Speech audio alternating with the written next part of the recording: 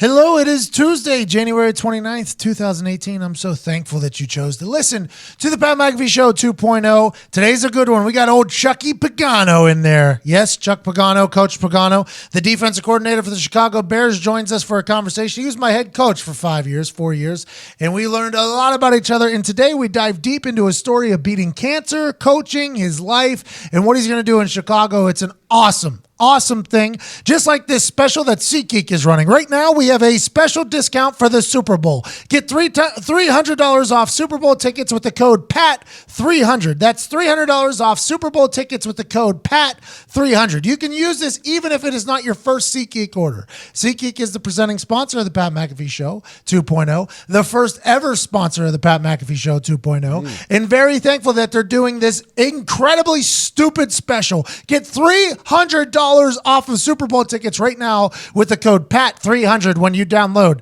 the SeatGeek app. It doesn't have to be your first order, so go ahead and buy some Super Bowl tickets and resell them. Buy some Super Bowl tickets and go see the big game. Do whatever you got to do. Just do it for $300 cheaper. And as always, you can get $10 off your first SeatGeek purchase with the code PAT. So maybe that's $310 off your first purchase if it's the Super Bowl tickets. I'm not sure. So if you're a high roller, use the code PAT300. And if not, that mega discount for the Super Bowl, use code PAT for $10 off. Also, today is brought to you by the Action Network. The Action Network is the one-stop shop to make you a better gambler. Todd, I believe, is 35 and like 8 since joining the Action Network. All you do is read articles on who to bet on and why. They also allow you to keep track of your bets. So whenever you make your bet on said website, like MyBookie, it links and syncs to the Action Network and lets you track it right there. Green Dot City is what we're looking for. And also, you can win money at the Action Network. Yes, the Action Network has free prop contests. Yes, there's an NFL Super Bowl prop contest that I put together. You answer 5 simple questions, and if you get the most right, the most points, you could win $1,000 cash. $1,000 cash for no cost.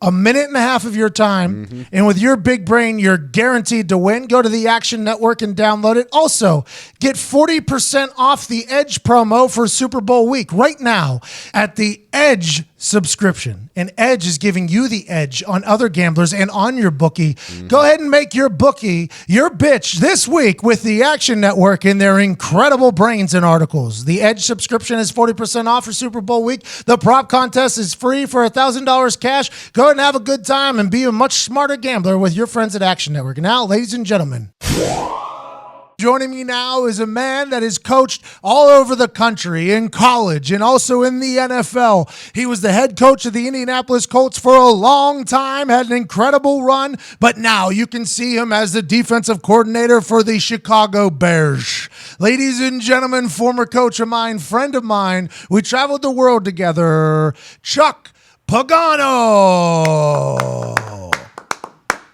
That's a classic. I wouldn't expect anything but that from you. You're the best. I'm nowhere near Thanks for having me, bro. Hey, I'll tell you what. This is the big, what is it? White whale is what they call it? Is Yep. it the great white buffalo? This is the guest that was impossible to book. Now I got you on here, and I'm so excited to chat with you.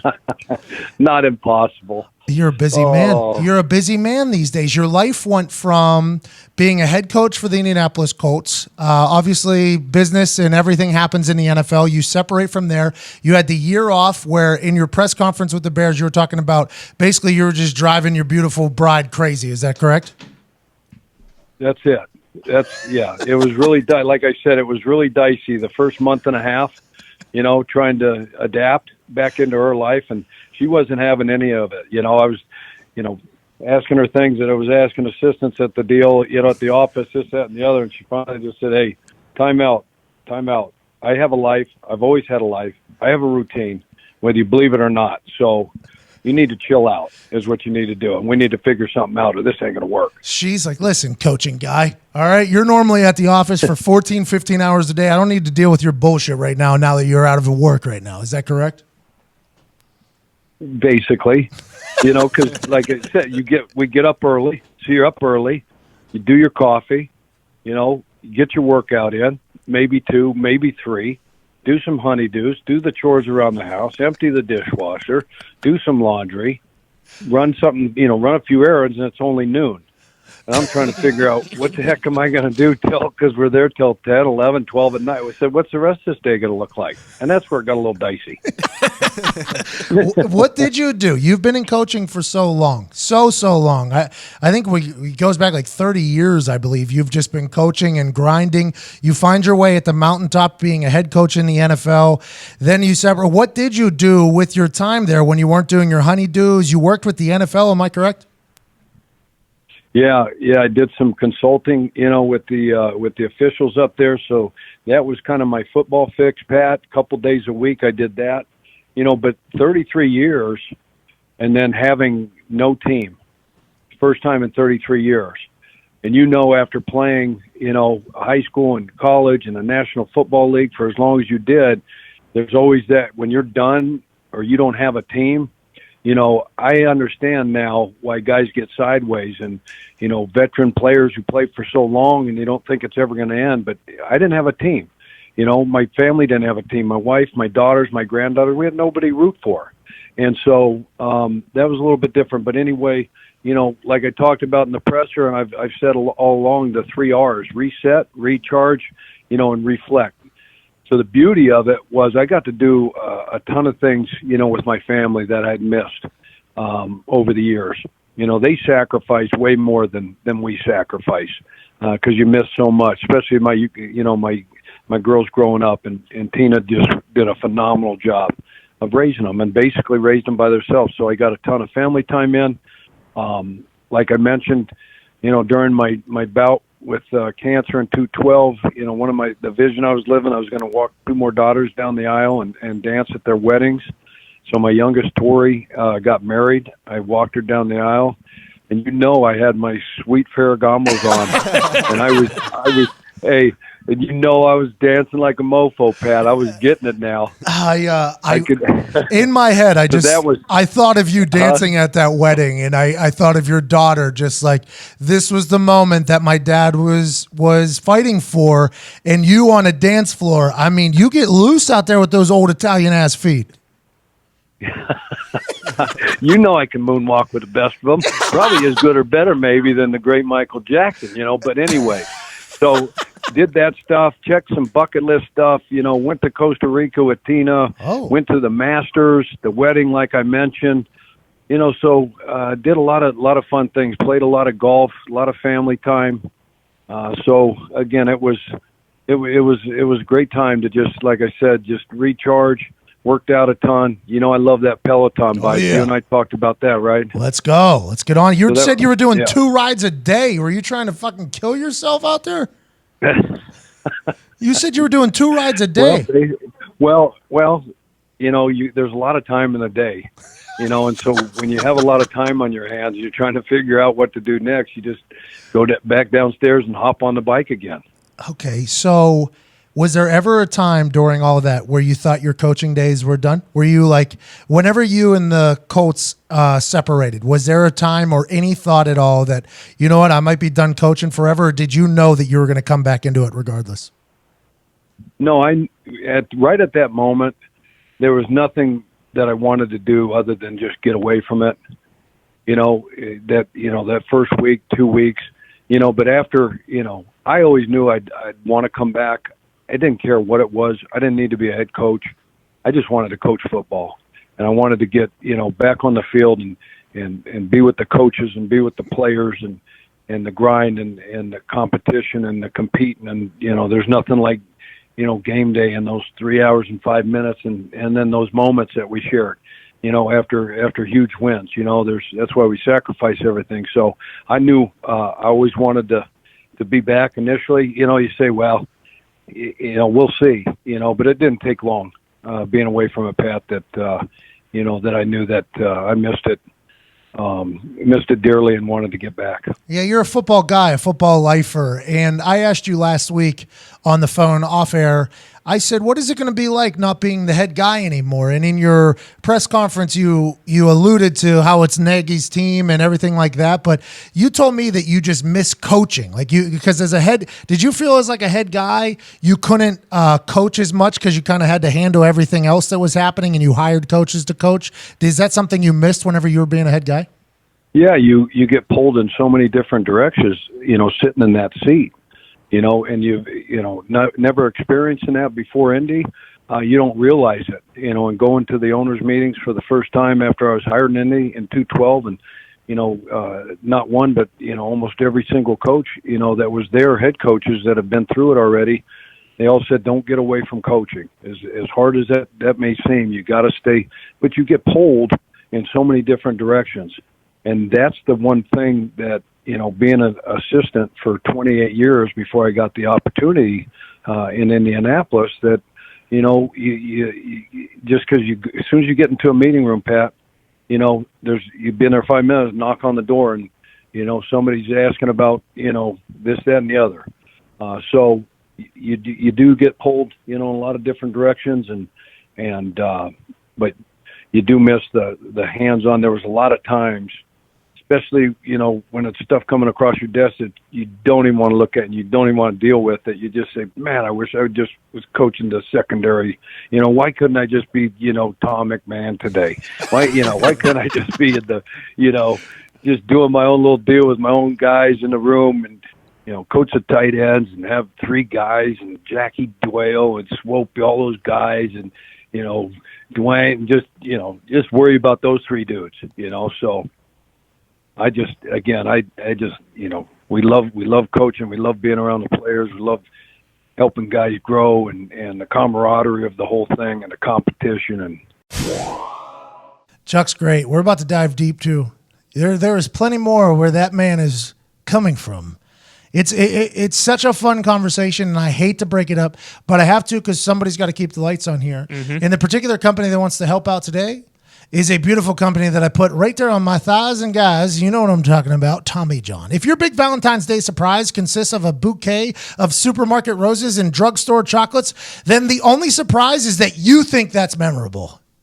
Rethink what a Valentine's gift can be with Tommy John, the most comfortable men's and women's underwear on the planet. A gift that's not only unexpected, but genuinely needed. Tommy John is redefining comfort for men and women with luxuriously soft, feather-light, moisture-wicking underwear that moves with you, not against you, with no pinching, no bunching, and no riding up. It's no wonder Tommy John has sold over 6 million pairs. Wow.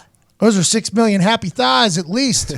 Well, 12 million happy thighs, I guess, unless it's a one-legged man or woman buying it. You get it. Mm-hmm. If you're still looking for a Valentine's Day gift, their limited edition loungewear and underwear, including matching his and her sets, are the perfect alternative to boring and played-out cliche bullshit gifts. Last year, the limited edition collection sold out in less than a week, so don't wait until the last minute. And with Tommy John's best pair you'll ever wear, it's free guarantee. If you don't love the first pair, you'll get a full refund. So there's no excuse not to buy the gift of comfort they truly deserve. Tommy John, no adjustment needed. Shop limited edition Valentine's Day gift sets and get 20% off your first order at TommyJohn.com/Heartland. That's TommyJohn.com/HEARTLAND for 20% off only at TommyJohn.com. TommyJohn.com/Heartland.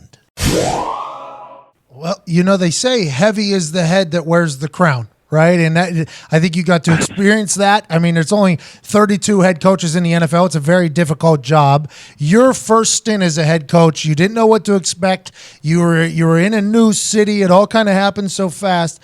And then I think it was week 5, maybe week 4 or bye week, you get told that all of a sudden you have leukemia, that you have cancer. So your dream has come true. You're a head coach now. You moved your family to a new city. Then wham, you get kind of blindsided by cancer. How did that affect, do you think, your entire rhythm of your first head coaching year, maybe your outlook as being a head coach or on life or anything like that? How did that experience change you for the better or change you for the worse, either or? Yeah, sitting at that desk after you accept the job, you go through, the press conferences and all the TV, all that stuff that you have to do. I can remember vividly sitting in Coach Caldwell, my office, that Coach Caldwell's old head coaching office, and I was sitting at the desk there, and it was just Tina and I and the dust had settled. We looked at each other and said, what do we do now? Or what do we just do to ourselves? Yeah. And so I started looking through the drawers and looked for the head coaching manual. There was no manual. So you just take it one day at a time, and you've worked and you've watched guys and you've learned along the way, and I was around so many great coaches and head coaches and mentors and things like that. But there's really no manual for it, let alone, like you said, and we just lost that devastating loss at Jacksonville. Blaine Gabbert hit Cecil Shorts. Yep. We just took the lead 22-17, whatever, and he hits him with 50-some seconds go, right, hits that 80-yarder, and we lose that game. And then I had the bruising going on. I had some fatigue, but I just thought that was football stuff. Then I do some blood work after that game. And Pat, when the schedule comes out, you want your bye week to be somewhere, middle of the season, right? Yep, late. Late. If guys, 8, 9, week 10, yeah. You're playing well, you're winning. Now you got some guys dinged up, and it's great to have that in the, more towards the middle of the season. And that turned out to be a blessing in disguise, because I probably would have never gone in and got checked and got blood work. So, yeah, so you get hit across the face, across the head with a 2x4.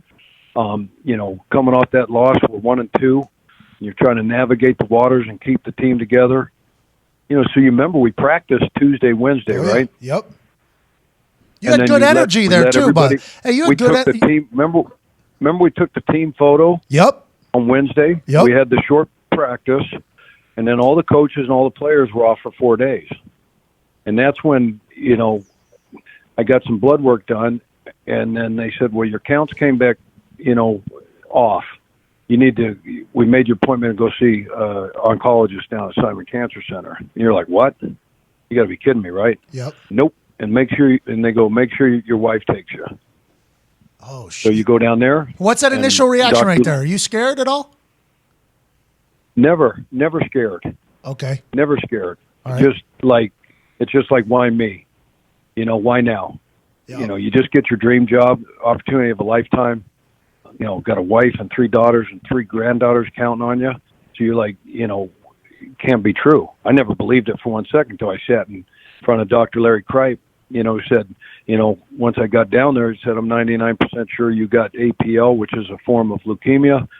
We're going to do bone marrow biopsy just to make sure, but there you go.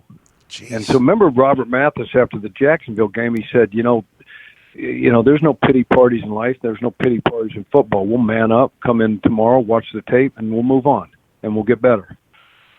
So those words kind of resonated with me right then, when he told me that. And so I just said, hey, I just looked at the doc and said, what are my chances? What are the odds? What's the game plan? What do I got to do to beat this? And was it on that day where he said, it's going to be a fight, you're going to have to battle, but I think we can get you back in a couple months, and that was when you decided, all right, I'm going to be back by the end of this year? Is that when you made that decision? Yeah, he told me exactly what the, induction phase was, what I was going to go through. I was probably going to be in the hospital for a month and then do some outpatient chemo for 2 more months, and if everything goes according to Hoyle, you could possibly get back, but then you just take it, one day at a time. But, again, I was at the right place at the right time, with great doctors, great support, and great care, and all that stuff. And the way you guys played as a team and performed, and, I stayed connected, because I had the setup, had the film, had the whole thing down there. So I had a distraction, I had something, besides my family and my daughters and my granddaughters, but the team, just watching you guys play and watching Andrew in the fourth quarter comebacks, one after another. That was the best medicine that I could ever received. Just knowing that's sitting there, and watching, they inspired me. And I said, you know what? He told me what the survival rate was, and it was high, because of research. That's why we do what we do today, so we can help, try to stamp out all blood cancers. But anyway, I've always had great perspective, on things, Pat. But that really taught me. We know what the expectations are with our jobs. We know it's a bottom line business. You win, you stay. If you don't, you're out. If you're a player, you produce, you stay, and if you don't, they move on. It's pretty simple, We know life's tough. As soon as you figure out that life's tough, it starts getting a hell of a lot easier. So I got great perspective. We keep it in perspective. We're coaching and playing a kid's game, and let's don't make too much out of it. Chuck Strong Foundation has raised millions and millions and millions of dollars for research to help what you had to go through, help others that are going through what you're going through. What was the process of the actual chemo and day-to-day? Were you watching practice film in between getting chemo bouts and shit like that? Was that the day-to-day for you? And how long were you in that hospital for? So I was there 26 days. Okay. And so right when they did the bone marrow biopsy, because Tina picked me up at work, I didn't have anything with me. So I said, well, I'm going to run home and get some clothes or whatever, right, and get my dog kit, my toiletries. And he's like, no, you can't leave. I said, well, I don't have anything. He's, that's all right. We're going to take your wife. She'll go down and do the paperwork, get you admitted. You got to go downstairs to the OR and get a PICC line put in. And then they start pumping. And then 30 minutes later, I was in a room and they were pumping antibiotics into me, steroids into me, and the chemo. So I did that for 26 days in there and finally got into remission. That's when they let you go home. And then I did, 2 more months of it at home. But like I said, they set me up, I had a laptop there. I hate these devices, and the social media deal and all that stuff and dealing with you and the players and everybody, tweeting this and tweeting that and Facebook, FaceTime, MySpace, my whatever, Nailing Instagram. Yep. Come on, but thank God for technology, because that's how I stayed connected with the team. That's how I stayed connected with you guys. And they'd bring me down the hard drives from practice. They'd bring and hard drives from the game. And when I could see on the TV, Mr. Ursay, we didn't have the NFL Network at the hospital when he first came down. That changed. And he says, yeah.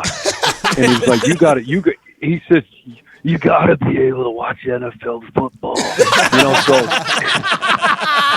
Brother, you got to be able to see the games, brother. Yeah, he was the best. And he took such great care of me, Pat. You know what a good man he is, what a great man and the heart that he has. I mean, he did everything for me, and he stood by me. There's no telling in that situation what a lot of guys would do, but he took care of me, and he stood by me and had my back. And we didn't have the NFL Network, and within 24 hours, everybody in that hospital had the NFL Network. Such a move by Ursay, by the way. That's one of the best. Huge move. But that was, those days can become so long and such a grind, and all the things that you have to go through. And again, mine was nothing compared to most of the people that I met, that came on in that hospital and on that floor, and I've met ever since. But that's what got you through. So, when you weren't sleeping 20 hours a day because you were just, beat the crap from that stuff, then you'd spend your time, doing the football stuff. Well, I think that's beautiful that Ursay did that. But I think that's the type of dude he is. So, I mean, we all know that. With this being said, okay, so your first year gets off to an interesting start. You have to battle against leukemia in the middle of it. You come back. Did you have to kind of resettle yourself into being a head coach? Like kind of refine the rhythm of the first few weeks there whenever you were? Because I remember when you came back, we were going into the playoffs and punt was the first thing. And you were like coaching again. You're bald. Your hair looked terrible, obviously. That was a bad moment for you with the hair. The hair, it was tough for you. I know that was very difficult. Were you ever worried the hair wasn't coming back, by the way? You have impeccable hair. Were you worried it wasn't coming back? That was never. If that was the worst thing that would have happened and you were healthy, then so be it. But no, I wasn't worried about the hair. When you say impeccable, it's just good products. When you buy good products, Well, the hair always looks good. So we're going into the playoffs. We somehow snuck into the playoffs, right? And it's the first practice back that Chuck is head coaching, right? Again, it's like he beat leukemia. I thought it was going to be like this victory parade, like, hey, I just beat leukemia. I came back. Nobody thought I was going to do this. Punt period was the first period. And I think the first punt, I hit a shank or something, and you're standing right behind me. You're like, let's go. Are we going to kick the ball today or not? I'm like, hey, cheer the fuck up, man. You were right back into like you were right back into coaching. I was like, this is beautiful. Did you have to re-find like the coaching rhythm, or were you like, you know what, you couldn't wait to get back out on the field? You know, I wasn't like, just from a physical standpoint, you know, the toll that it takes on you, you know, so just your weight, your strength, all that stuff. So you remember when I came back, you guys just beat Kansas City on the road. We clinched the playoff spot. We were playing Houston the next week. That was my first game back at home. Yep. You know, and I came back on Christmas Eve, team meeting, you know, and yeah, it was hard because you guys had so much success. BA was a rock star of all rock stars. The staff was freaking amazing. And go 9-3 in those 12 weeks. Yeah, it was, they asked me what was the hardest thing that you had to deal with in 6 years as a head coach, looking back on it. And I think coming back into that building, you know, and kind of reestablishing, you know, myself as, you know, you're the head coach, whatever, because what a job that everybody did. And especially BA, you know? Yeah. And it's like getting your sea legs back underneath you. So it was difficult, but made easy by Bruce, the entire staff, and all the players. And then I remember, you know, Houston, you know, remember the media said, you know, hey, are you going to play guys, or are you going to rest them? Yeah, I do. I'm like, what? I just went through 3 months of chemo. I got myself in a remission, and we said from day one we signed up for 16 games. And by God, we're going to play every last one of those games. It doesn't matter what the circumstances are, you know. And they said, well, you're going to rest guys. Rest guys? Are you nuts? No, there's no friggin' way we're going to. Are you kidding me? I wanted to do drop the mic, walk out. This thing's over, right? We're done. So, I think it was Doyle maybe asked me. Maybe he wasn't there yet. I don't know. I love Greg Doyle. But anyway. The local writers were an interesting bunch to follow along during the Chuck years. Yeah, they were awesome. They were so good to me. So anyway, they were awesome. Hey, so where was I? So remember, we win that game. Yeah. And we get the ball. We're up. Remember Deji Kareem? Oh, yeah. Kickoff. Split the Red Sea and return that kickoff for a touchdown, and then we took like a 2-3 point lead and never looked back. And then we went on a 4-minute drill with 9 minutes and 40 some seconds left in the fourth quarter. Yep. And they handed the ball to Vic Ballard like all but one time, 12-play drive, 9 minutes and 40 seconds to get on a knee. Yep. It was a thing of beauty, and won that game. And it was just like, I remember just walking out there and I almost passed out. My legs were shaking. I mean, because of all the stuff around, whatever. But anyway, yeah, that was very blessed to be back. And then we went to Baltimore and we lost that. You remember what happened to BA? Yeah, he got sick the morning of the fucking game. Bruce Arians gets sick morning of our play. We've had this incredible year, incredible circumstances, situations happen. A lot of people Andrew Luck is a rookie at this point with a whole new offense. Our head coach just beat leukemia to come back. We were a hot team at the time too, which is what you need. We go back to Baltimore where Chuck had just come from, you know, big moment. And then we get to the stadium and Bruce Arians is in the hospital. He's sick this morning. I'm like, Bruce is in the fucking hospital. Hey, what do you mean Bruce is in the hospital? They're like, I won't be here today. I'm like, well, wait a minute. So we ran into another speed bump there. No, it was crazy. I mean, go down to breakfast. And I think he gave, every ounce that he had. Yep. Right. To get to that point. And he just fell out. The wheels had come off. And, you know, he had this vertigo thing going on, this inner ear deal. And, you know, I'm down at breakfast and then all of a sudden ambulance is pulling up and they're taking him to the hospital. And, you know, grab Clyde and, hey, Clyde, you're calling the game and great. No big, no deal. Right. That's good. That's great. We'll go. We're good. We're going to roll. We're going to go. We're prepared for this. Right. Got a couple balls. Got a young quarterback. We'll be in a good spot. Right. You like these plays right here? You know, yeah, those are good. Call the ones that get first downs and score points. That's what we need. I got it. Right. For those that don't know, Clyde Christensen, longtime quarterback coach in Indianapolis, Clyde. coached with Peyton Manning for a long time, then Luck, then he just went down to Miami, and I believe he's in Tampa back with Bruce. I'm not sure. Great. Yeah. He's like a quarterback whisperer, though. Yeah, that guy. He's unbelievable and awesome. And so, I mean, to go through all, like you said, we went through, and then to get to that moment and be in Baltimore, and now, all of a sudden your play callers, in the hospital, and you're worried like hell for his health and how he's doing and what he's doing and what is it, and you don't have any idea, so you get beat that day, and then, we had a good run there, man. I had six great years, and I'm grateful for those 6 great years, and the relationships that were built, and the games that we won and the moments we had. I mean, it was awesome. I was lucky to be a player on a team that you coached. I have a couple questions about coaching me. So do you remember? Aren't we about out of time? We're right on the break, because I got that meeting coming up. So we got to be sharp here. This will be quick. Just a couple. Do you remember whens? Do you remember when? At the beginning of your head coaching run, I think it was after you came back from beating leukemia, maybe your second year, where I would score you on your team meeting speech in the morning. Do you remember when I would do that? Yeah. What did you think of that? Did you hate it at all? All I was trying to do. Excellent feedback. No, it was really good, and it was something that start worrying about as soon as I was done with the meeting. God, I wonder what I get on that one. Whatever it was. I wonder if I, did I get a 6 on this? Did I get a 7? Did we inspire anybody today? God, I hope Pat's motivated today. So we would leave the team meeting and to walk to the special teams meeting room. We had a team meeting every morning, and then to go to the special teams meeting room, he and I would have to share a hallway together all the way back to like where his room was. His office was right by where the special teams was.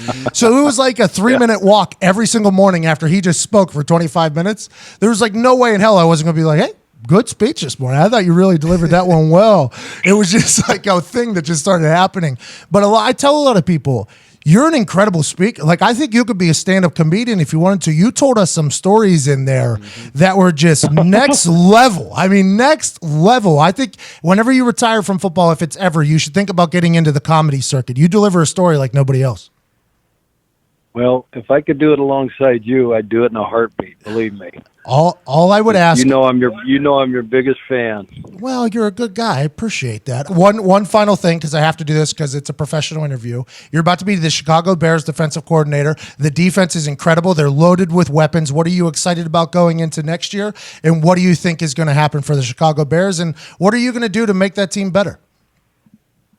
Just being a part of this storied franchise.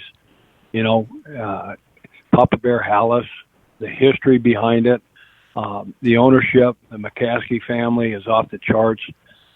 Coach Nagy, Ryan Pace, the general manager. It's always been about people. You know that, and these guys are phenomenal.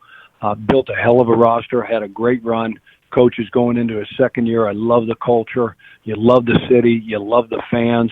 Everything about this place. And they've always been about defense. And last year was no exception. And when you look at it, you look up and down the rankings, and they were 1 in almost every category except a couple. And those ones that they weren't, they were 2 or 3. Points allowed, 1. Turnovers, 1. Third down, 1. Rushing yards, 1. So on and on and on. So the expectations are huge. That's why we do this thing, because we love challenges. And, so my job is to make sure that we don't have a drop off, and the pieces that we have on this roster, and especially on the defensive side, it's a great team. But there's a ton of game wreckers, on that side of the ball, and as Bruce used to call them, 5 stars.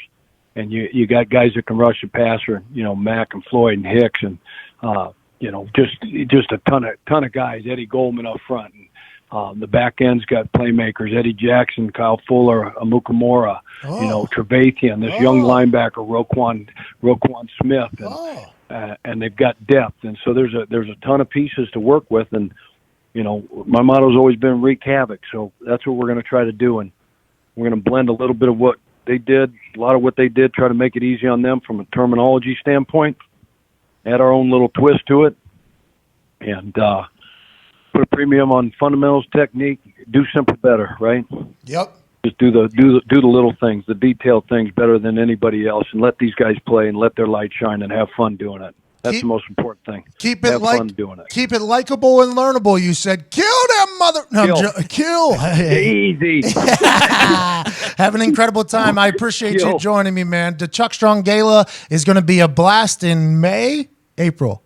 May 9th. You'll be hosting it, and I'm so grateful for you for doing that. Hey, you don't know how much it means to me and the kids and the research, and all the money that we raise goes directly to research, every last nickel of it, and you're a huge part of that. You have been and will continue, and I love you, Pat.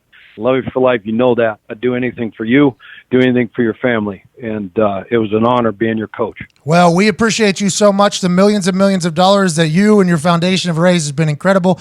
I love you too, Coach. And by the way, this entire interview happened without one single mention of that GM that's a fuckboy. Shout out, Chuck. Now it's time to move on to our all-time favorite underdog success story. All-time favorite underdog success story. MVMT, Movement Watches. You've heard us talk about those broke college kids who knew that dressing well leads to success, but buying a nice-looking watch was way too expensive. So they changed things up by bringing you quality products without breaking your bank. With Valentine's Day coming up, Movement knows exactly what to get that special someone. Perfectly curated Valentine's Day gift boxes that the stylists over at Movement handpicked themselves. Mm-hmm. You heard it. Yep. You heard what I just said there. The Valentine's Day gift boxes were curated perfectly by the stylists over at Movement. They handpicked them themselves. Mm-hmm. It's incredible. Listen, Movement is just the perfect accessory for not only your wrist, but your face. Oh, yeah. For men and women. Movement watches start at just $95. The similar watch at other places, like department stores, $400 to $500. Its clean design, minimal, and really quality products are what make it so beautiful. Movement has sold almost 2 million watches in over 160 countries. Movement is here to make Valentine's Day easy on you because I know you're going to procrastinate. They've curated gift boxes featuring their favorite styles that are perfect for that special someone. All gift boxes are perfectly matched with a watch or bracelet or a watch and a strap. That's right, Movement introduced jewelry to their collections. This one's a no-brainer. One and done. Don't give them another cliche. Chocolate and roses are great, but they don't last. Give them the gift they really want with a watch that makes an effortless statement and a bracelet or strap to top it off. Hear that? Get a bracelet or a strap to top it off. This is a perfect gift for your lady. Get 15% off today with free shipping and free returns by going to mvmt.com/MCAFEE. That's mvmt.com/McAfee. See why Movement keeps growing. Check out their expanding collection. Go to mvmt.com/McAfee. Join the movement. I want to know, what are you looking for? I mean, your schedule, it's packed. I mean, every day is packed. What are you looking most forward to? In Atlanta. Yeah, because you're back with, you're back in the locker room, basically. Okay, so Atlanta is going to be awesome for us. We have Wrangler has ponied up for us to do this celebrity charity shootout at Topgolf in Atlanta. Nice. Thursday, Friday, Saturday. 4 hours we'll be there, sporadically going live. Let me give a list of names that have been confirmed. Oh, boy. Not all, just some names. Adam Schefter. Yes. Nice. Ryan Shazier. Love that. Let's go. Shay Leave, let's go. Rex Ryan. Yes. Sexy. Mike Pereira. Yes. Love Pereira. Tim Tebow. Hello. Jesus. Yeah, it's good. Ryan Fitzpatrick. Love Fitzpatrick. Derrick Henry. Nice. Big D Henry. I got a bone to pick with him. And I do too. I'm glad you said it. I do too. How about you guys not talk to him, though? What is your bone to pick with him? Every year. He's Fantasy the football. guy. Every year. He turns it on at the end. You think he's going to be the guy. You waste the pick on him, and then he's only good for 2 or 3 He games. does have like those games out of what do you have, 200-some yards or something, 4 touchdowns. 4 touchdowns, yeah. Out of nowhere. And it's always just like, hey, why don't we feed that guy? Why don't we feed the 6'4", 265-pound Monster. 4'4" monster? And I don't know, but we got a lot of people. And by the way, Many more names have been brought to my attention that are going to stop by. We'll be going live on all of our social media channels and also our YouTube, which I'm not sure if that's social media or not, but you get it.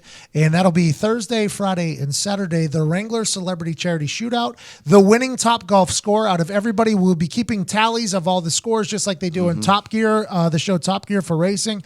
The winner gets $10,000 to a charity of their choice in their name. So Nice. They can, by the way, tax write-off. I don't know the answer to this. Yes or no, though? Yeah. Yes or no? Be honest. Go ahead. You got a big name tucked away, don't you? Yeah, there's a pretty huge person coming through. Yes, sir. And there's a pretty large person coming through. It's pretty cool. I'm excited for it. And we'll just be popping in live there on your social media. Just follow along Thursday, Friday, Saturday. Should do pretty well. Also, I'm filming a show for DAZN during the week, Thursday, Friday, Saturday as well. So DAZN is an app that we mocked for their terrible commercial. Yes, he did. I think the world did, though. I think the world did. And they want to know if I could do a show potentially daily for them down the road. So we're going to film 3 shows with some of the guests that we have and see how it works on the DAZN app. Nice. The DAZN app is free, by the way. So the shows that I put together will be free on the app Thursday, Friday, Saturday. I'm excited to see. All at Top Golf. Whole thing happens at Top Golf. Yeah, they're setting up a whole set, basically. Nice. A state for the DAZN show. They're setting up like a whole set at Top Golf. Good deal. And then the Wrangler Celebrity Charity Shootout is happening in a bay, obviously, that we'll be filming in a pretty awesome way. We're going to have a pretty good little film set up there. Oh, yeah. Real investment here by Wrangler, going live on all social media channels. And Foxy will be creating a recap vlog each evening. Just like last year. We'll be down at the Super Bowl, inside the Super Bowl, basically having a good time. I can't wait for it. And I'm buying dinner for everybody at the OK Cafe if we have time. What is that? OK Cafe? Yeah. Only the finest meat and 3 in all the land. What is a meat and 3? Southern cooking at its best. Pick your meat, pick 3 sides, and let it roll. Okay, so Did you days. just get paid for that? I think so. It Holy sounded like shit. that. I'll take everybody to Buffalo Wild Wings. Down there. By the way, we're all banking on Buffalo Wild Wings, free wings for America if this game goes to overtime. Be electric. That is beautiful. They are saying if the game goes to overtime, if we get a little bit extra football, everybody in America gets a free thing of wings. Nice. It's awesome. Darren Ravel tweeted it out and read out small print, fine print. Hey, Darren Ravel, we don't need people knowing it's just a snack size of free wings. That's all you need. It's a fucking free wings. It's free. What do you want? Well, whenever you tweet out about Nike or New Era, do you say these things were made in a sweatshop in China, you motherfucker? I'm not trying to put anybody out of business. Hey, Darren Ravel. I follow along with Darren Ravel, but then whenever he puts out something I'm a part of and then reads the fine print in a tweet, you only have a certain amount of characters. We don't need you putting fine print. Hey, you give me one free wing, I'm happy. Right. I just appreciate What is the free sentiment. wings? It's free wings is the headline. But Good it is game for an overtime, though. Both offenses can score at any time. Yeah, Perfect. A late game comeback is definitely possible with both teams. All you got to do is neck strokes or best stroke. Any of them could get hot. I'm excited for it. If it gets overtime, though, I think we all agree with who we're going with. Oh, yeah. Do we all agree with who we're going with for the game in general? Yeah. Oh, yeah. Everybody is on the Patriots. Yeah. What? That kind of scares me. I'm on it hard. I'm all in. Me too. Especially after he started the "We're Still Here" chant at the Oh, pep yeah. rally that had like what seemed to be 200,000 people at it to send them to the Super Bowl. Then they hop on a plane that they bought 2 years ago. They're on their own plane down there. The Patriots are just good. It seems as if Tom Brady feels younger than he's ever felt in his life. He feels healthy. He said there's 0% chance this is his last game. He's definitely coming back. They're just in the middle of their dynasty, they're saying and thinking and acting. We're just here for it. Wade Phillips, though. Wade Phillips, boys, just hear me out. He is he's a thief in a good way. He will take a team's defense that shut down a high-scoring offense and duplicate that on game day. So nobody has seen this offense from the Patriots. Oh, no. People have seen it, but I'm going back to Week 15, 17-10 loss to the Steelers in Pittsburgh. 10 points on the board. That's all they allowed. Okay, that was before their running game has exploded. That was before Tom Brady's knee got healthy. That was before I think Gronk was trying. I don't think anybody has been able. I mean, Chargers haven't. Chiefs didn't. Yeah, I think this offense is transformed into something that is something different than it's been all fucking year. Wade Phillips is a great defensive coordinator, but I'm not going to bet my life on him stopping Tom Brady. I'll tell you what, I'm Wade looking Phillips for anything. looked good, though. Yeah, he did. Wade Phillips looked That was good. his old man's hat, he said. I respect old bum Phillips. Respect. By the way, after hearing what Chuck said today about how hard it is being out of coaching, I don't think Bill Belichick is ever going to be done. Well, look, Paterno died. I don't think he'll ever be done. Yeah. Bruce Arians came back. No one can stop. Those guys are lunatics. Well, the coaches are like football guys. Yeah, That's yeah. what they are. They're in the office all day, every day. Their life revolves around breaking down film. Their life revolves around hopefully making a player better. That is all they care about and know. Their family knows it's a. So you can take a break, I guess. But Chuck was very adamant about. About a week into it, I knew that I was going to get back in however I could, whenever I could. And his wife did as well, Tina. She knew as well. I'm excited for the Super Bowl, man. We're going to have a lot of fun down there in Atlanta, down there at Top Golf with Wrangler. Buffalo Wild Wings in DAZN. That should be a blast. I sound like a fucking NASCAR driver. It's going to be a lot of fun. Still got 2 podcasts coming. This is still going to come out Tuesday and Thursday. You'll still hear us. But we're going to be located in hot Atlanta. I'm excited to see who we get on the podcast. How was your weekend? Tell you did a show? Yeah, shows were great. I didn't eat, so I just stayed to myself in my room. My lady was pretty cool about it. So somebody took us out to eat. It was the last on Sunday. And I had a friend down there, and he wanted to take everybody out to eat to this fancy ass fucking fish place, and they had oysters, like 17 different kinds of oysters laid out on the table. It was like a seafood luau, and I was like, oh, what the fuck are we doing here? Yeah, Marnie ate the hell out of it. Oh yeah, she ate the hell out of it. I just drank coffee the entire time. I like that. You took the lead. You lost another 3.2 pounds. Yeah. That's incredible that you've been able to do that. Yeah. Zito is promising he's going to lose 10 pounds this week. He's moved into second place. I don't know how he's going to do it. No idea. I don't know. It's just going to be a battle, dude. He's doing great. He's fucking sticking to his guns. He gained weight over the weekend, but he said that's because he had a couple soups over the weekend that might have had sugar and salt inside of them that he didn't know about. It's going to be a fun week, man. It is. It's going to be a fun week. Down to the wire. So we got the final weigh-in for $9,999.99 on Friday from the Super Bowl. Yep. We got the final weigh-in. We got DAZN. We got Wrangler. We got Buffalo Wild Wings. We got a podcast. Tebow. Possibly Tim Tebow. Schefter. It's going to be an awesome week. Can't wait. And we just followed up another awesome weekend, man. Arizona was dope. Incredible weekend, man. Incredible weekend for Foxy and I. We traveled out to the goddamn desert. Played a little golf game there. Stop there. Okay, let's talk about it. Right there. Yeah, let's talk about it. I know you had a huge weekend. Yep. We saw NXT. We saw everything. It was wonderful. Yep. But to chip in for par on Friday, that's where it starts and stops with me. Explain that. Okay, so the golf round was an interesting one. It was incredible. So we travel out to Phoenix on Thursday night. I didn't have any meetings with WWE folks until Friday afternoon. So we had Friday morning open. This is where Alan Quay Shipley lives. He resides in the desert. The place is the fucking desert, by the way. First time there. Literally the desert. My first time traveling around.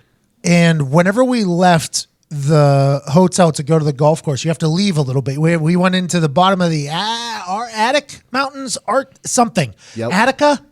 Maybe that sounds right. The Attica Mountains. Sounds right. Yeah. A lot of rich. This is, I guess, where the yuppies of the yuppies live. Yeah. So we drive there from our hotel, which is downtown Phoenix, and the place looks like it's in the 70s because the sand blows on everything. So if you have a brand new pristine sign for a restaurant, that shit looks like it's probably 45 years old because there's just sand getting blown on it. So we're driving through there. They live like the Navajo. They live like the Navajo. They got like mud. It's a different type of house. Adobe houses. Adobe. It's a completely different style of house. I mean, they're nice. Let's not get crazy, but it's nothing like I've really seen before.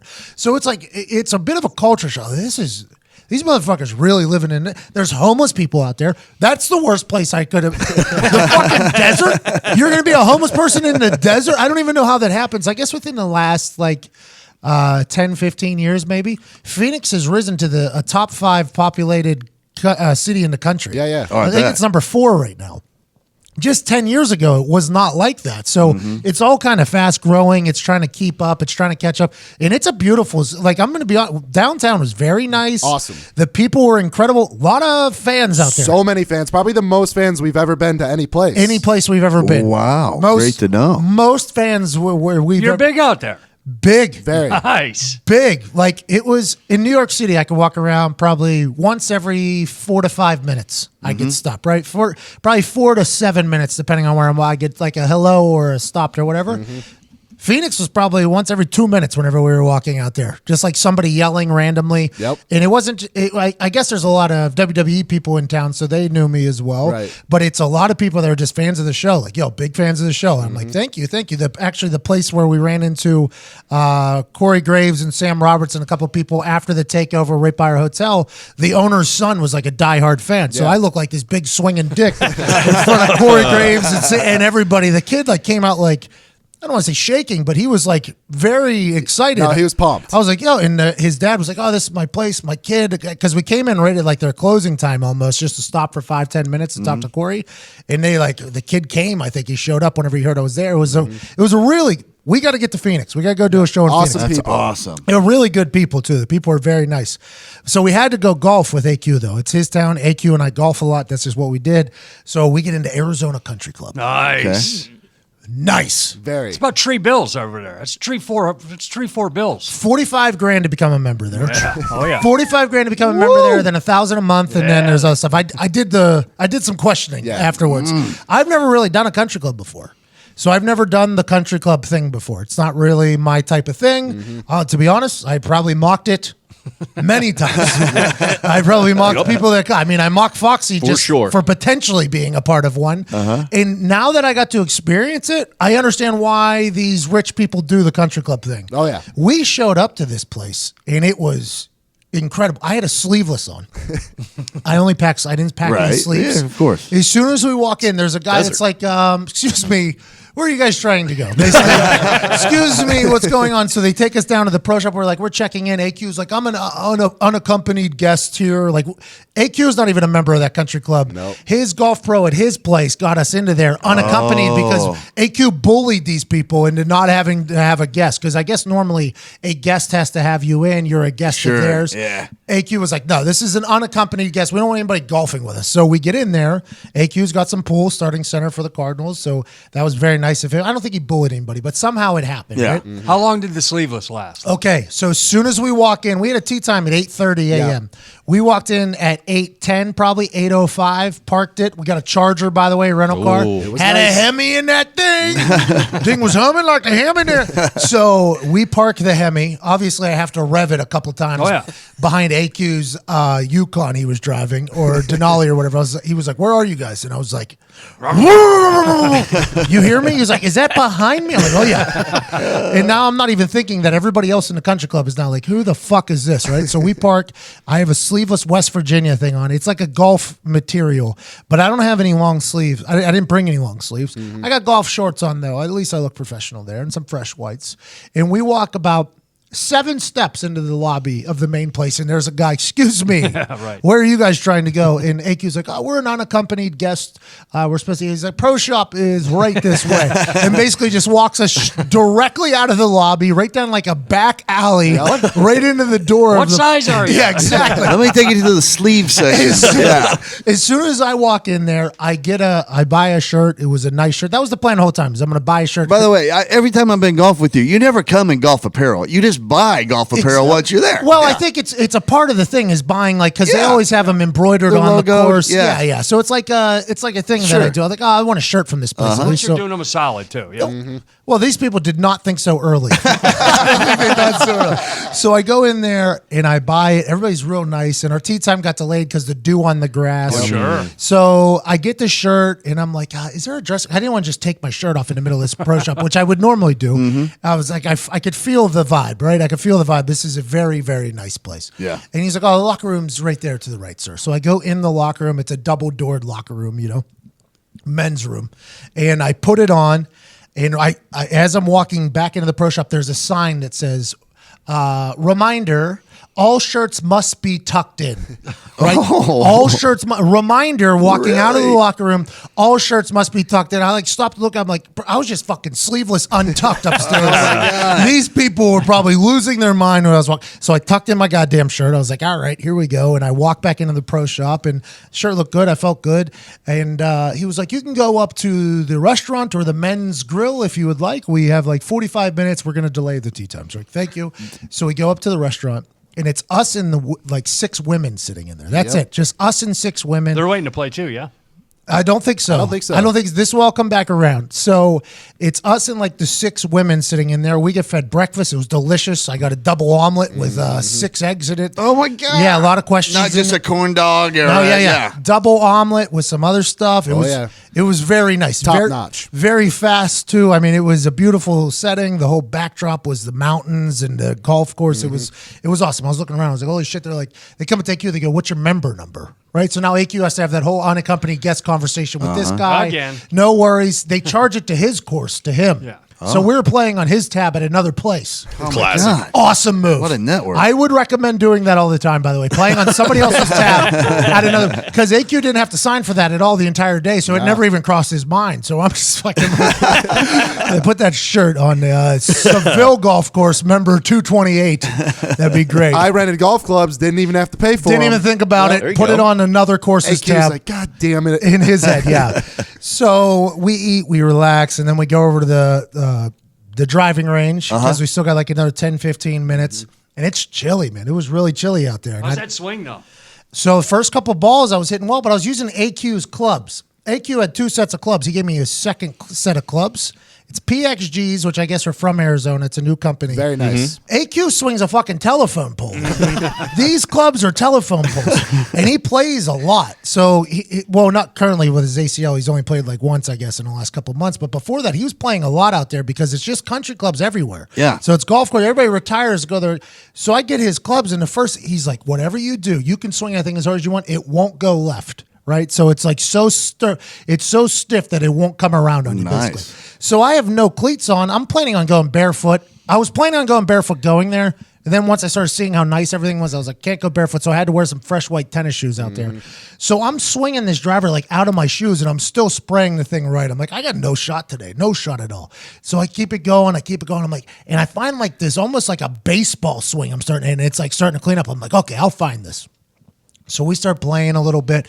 We start hitting the ball around. Ball's not flying as far because the dude, Phil Mickelson told AQ Shipley this. AQ Shipley told us this. The dude takes 3 to 4 yards off of the ball. Really? 3 to 4 yards off the ball. So everybody and AQ heard Phil Mickelson say that in an interview like 3 a.m. on Golf Channel when his baby wouldn't sleep because AQ is now a dad.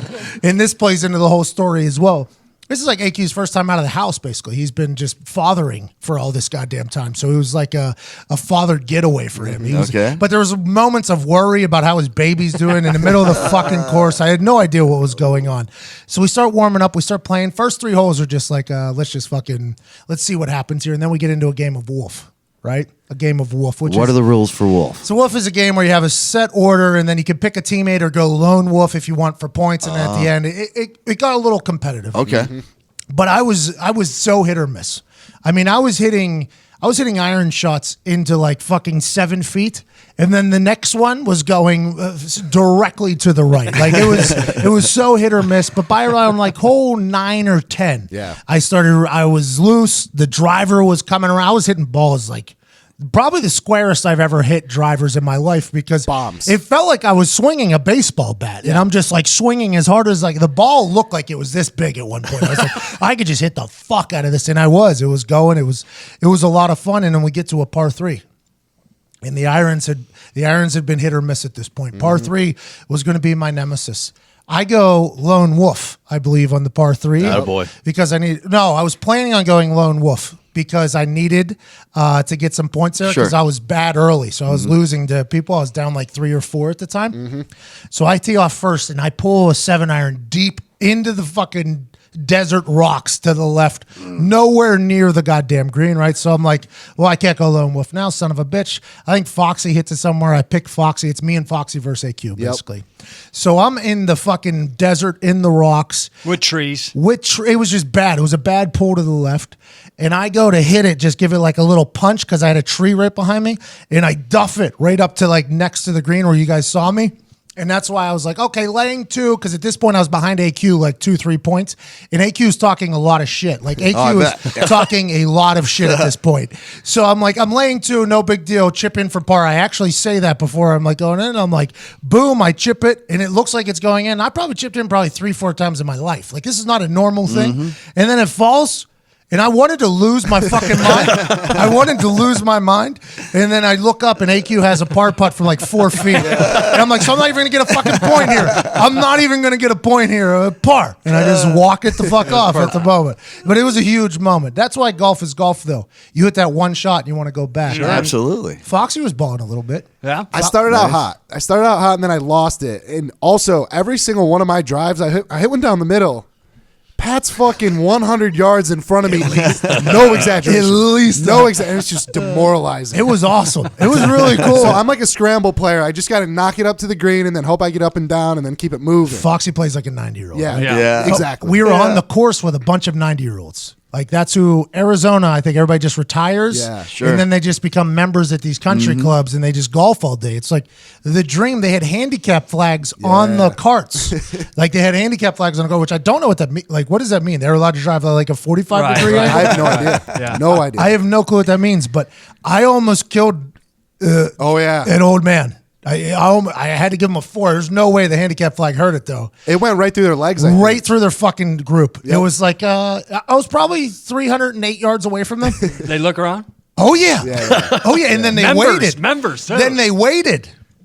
So we get up there, and AQ gets out early. He's like, I'm going to go to my ball. And I'm like, you're sending me into this alone. You're basically sending me into this alone. So I have to drive up to their tee box, and I go, I am so sorry. I had no idea. I am so sorry. And one guy goes, you must have been pretty far out. I was like, I was on the tee box. And he goes, you were on the tee box? And you made it here? I was like, yeah. And the one guy goes, well, that's the longest drive. Wow. I was like, so you guys aren't mad? They're like, no. How'd you get it here? And I was like, I just swung the shit out of it. I had no idea where I was going. And one guy goes, well, that's obvious. You almost killed Ted or something like that. And then they hopped in the golf. Yeah, they hopped in the golf cart and pulled away. And it was from that point we had like a much better relationship with them. But we were very much outsiders in that place. And it was a great day. AQ ended up winning, though. Yeah. Oh, yeah? But how much? A lot. It came down to the last hole, though. It did come down to I had to get a lone eagle on 18, and the dramatics played out. I was putting for eagle. Yes. Oh, my attaboy. God. I was putting for eagle. Gave This is yourself good. a chance. After one of the most electric moments in the history of that golf course. I've never seen anything like this playing golf in my life. This was unbelievable. So I'm teeing off. I'm going first. I'm down 4. So I need Eagle Lone Wolf to tie this thing up. I had earned 5 points for both Foxy and AQ in this second back 9. I was hot. I was backpacking. Yeah, I was like win, but I was getting points for other people too. So I couldn't. You were gaining ground. That fucking par 3, I needed a lone wolf myself, but I couldn't do it. So I was literally just picking up points for the 2 who were already ahead of me. I was in a bad spot, but it came down to 18 where I'm leading off. I needed a lone eagle. It was a par 5. It was set up perfect. I'm like, here we go. This is it. I'm playing well. Let's get this eagle. Send this thing in overtime. AQ has to pay for an entire another round for us to play one hole. Fuck him. so I tee off and I crush it, but it's drifting right. Right? So it's drifting right, fading right, where there is definitely a string of houses to the right. OB right there to the right? Yep. Fading. And AQ goes, out of bounds, I win. Out of bounds, it's over. I already win. You can't get an eagle. I'm like, I don't think it's out of bounds, though, because I saw like some birds flop up out of a fence. I thought maybe I hit the fence and it bounced back in. I thought that was a possibility. So we drive down there. By this point, the group behind us has become friends with us, and they're basically just with us at this point. Yep. They're with us. So we're driving down just looking, and I'm looking in the backyards of these fucking houses that are very nice on this golf course. I'm just kind of snooping around. And then we get up to this one. It wasn't fenced in, but it was right on the side of the fence where I saw the things go. And there's a lady there. They're renovating the house. She's standing in her backyard on the steps. And I go, excuse me, this is definitely out of bounds where her steps are. Is there any ball near you, or do you see any come? And she goes, wait a minute. And she picks up a ball from her stairway, which is like probably 15 yards out of bounds. Yep. Maybe 15 yards out of bounds. She picks up and she goes, Titleist 4? I'm like, yup. She's like, Pro V1X? I'm like, yep. And she throws it. Ball's in play. Right in bounds, like a foot inbounds. What an Perfect time. assist. Bro, right in. Foxy has it all on camera. Yeah, Foxy has the entire thing on camera. She throws it back and down. I'm like, Thank you so much. I was like, AQ, I never fucking touched How that thing. pissed was he? Oh, it was a delayed bounce. That's all I said. I said that thing was a delayed bounce out of bounds right back into the thing, right? So now we got the group behind us with us, the ladies standing there, and the cart. So I go, give me that fucking hybrid, AQ, right? I'm like probably 220 to the green or so, 220. And I take out this hybrid, 2 different sets of music playing, ours in the group behind us, old rich lady outside that just threw the thing back staring, 2 dachshunds, wiener dogs outside. I take this fucking hybrid, probably 224, 225, right to the fucking green. Like, we're on it. Nice. In front of all these people. I'm like, thank you, lady. Have a good one. Lion 2, right? AQ's hot. AQ's like, this is bullshit, is what AQ's saying. But AQ was impressed with the shot. Yeah. Sure, you got to respect So it. he was like, if this ends up, I mean, I'll take it, basically, is what AQ's saying. So then we get up to the green, and the green was the biggest green I've ever seen in my entire life. Huge. It was the biggest green I've Very ever. fast, too. Things were like glass out there. It was like 100 and some foot putt for an eagle, and I can't read a green. I've learned. I cannot read a green. I can hit it the proper speed. Yeah. I can give a good roll at it. Yeah. But when I think it's going to zig, it zags every fucking time. Right. And it was very confusing to me. That eagle putt, I had it pin high, probably like 5-6 feet to the right. But if I read that thing right, it's probably going in, and we're dancing. But I just couldn't read the goddamn greens. So I ended up missing the birdie putt and ended up with fucking par. It was a nightmare. But it was a great day of festivities Heck there. yeah. Great day. So after that, the group behind us, very much a regular guy named Dave. I think his dad might own the fucking place, to be honest. Seemed like it. The way he was, untucked shirt, T-shirt, basically, like no collar, had on like Sperry's. He seemed like he owned the place. Yep. He very much had that bravado as if he knew people there. Mm-hmm. He's like, you should stick around afterwards. There'll be like 100-some people in there just having drinks. It's Friday afternoon. You're here for the perfect time. Nice. I appreciate that. So we go inside. We're in the men's grill. Yeah. Men's grill. Right? What's up with that? Ooh, exclusive. No women. No women allowed. Whoa. The women are all in the restaurant where we were eating breakfast. Yes. So we were eating where the wives were eating in the restaurant. The men just sit down in the men's grill. That's it. They just hang out down there. It's like they play cards. They do this. They do that. The women have like their own club in the restaurant almost. And I was like, we drove here. And it felt like we were in the 70s. Yeah, you went back Now in time. it feels like we're in the booming 30s or 20s or whatever. It felt like we were way back in time. It was just like a Nice. very interesting thing. How long did you stay in that men's grill? We were only there for like probably 45 minutes to Yeah, an we got hour. lunch and we were just kind of hanging out and we were out. I had a pretty big meeting. Go talk about what we're going to be doing. It was. It was a pretty large meeting, wasn't it? Oh, yeah. I did not know we were walking into that big of a meeting. No, either, no. I don't think. We were a little late. Just a little late. Hey, not our fault, though. Not our fault. We had to go around the whole stadium like 4 times. The convention center is 4 different buildings. It's Yeah. a convention centers. They have 4 of them, and we were told to meet in the convention center. We were at like the northeast one. We need to be at the southwest one, so we had to walk through a couple different cosplay places, and we're like, we're looking for the Royal Rumble thing. They're like, a wrong building. The door's there. I'm like, yeah, but which building? You'll see it, they kept saying. So then we walked into another building, and they were like, oh, you were looking for a Royal Rumble? They're like, you'll see it. I'm like, we haven't, though. Yeah. I am letting you know that we have not seen it, and we've walked into 2 different fucking buildings. So then we showed up at that meeting a minute late, and it was everybody that was in the meeting was just looking at there watching us, and I was like, hey, you guys should have better advertised we're in fucking Southwest building. Yeah, no shit. How about this, Michael Cole? Why don't you put it in the fucking sign saying, hey, it's a Southwest building instead of just convention center? There's 5 of these fucking things in this city. The Phoenix was beautiful, though. It was awesome. Phoenix was beautiful. And then the NXT Takeover show happens. That was fucking electric. Thank you. I appreciate that. Dude, I tell you what, that dynamic you and Sam have is fucking something special. Don't you feel it when you're in there? Hey, Sam was trending there. Sam was trending Oh, yeah. there for what he said about Bianca Belair. Love her. It was very interesting. It was very interesting. It came out of nowhere. I was very surprised by it, but he told me that he just had a moment of realization there, because I thought he was going to have at the last WrestleMania, he was on the pre-show, and they sent it to him.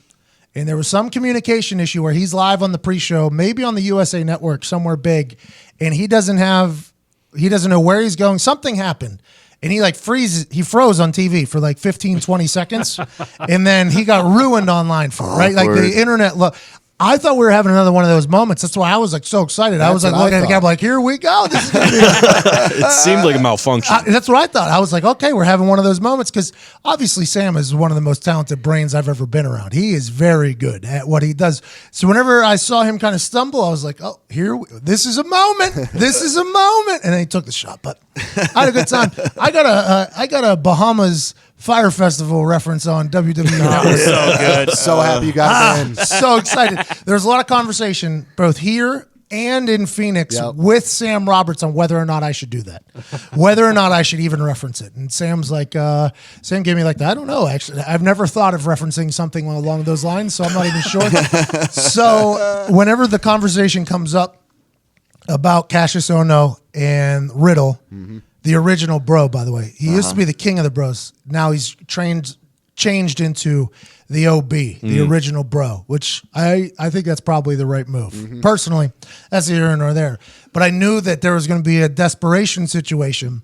So going into the show, in my head, I was like, if this thing comes up, this is my only time to really get it in, right? If I want to do it, this is my only time to get it in. So they mention that match, and I give my answer. Then Sam gives his answer, and then I thought they were going to pivot and change the subject. So in the video, you actually see me go, oh, well, there it is. I just missed it. And then Charlie goes, is Riddle going to be healthy? And I was like, well, wait, we got another shot at it.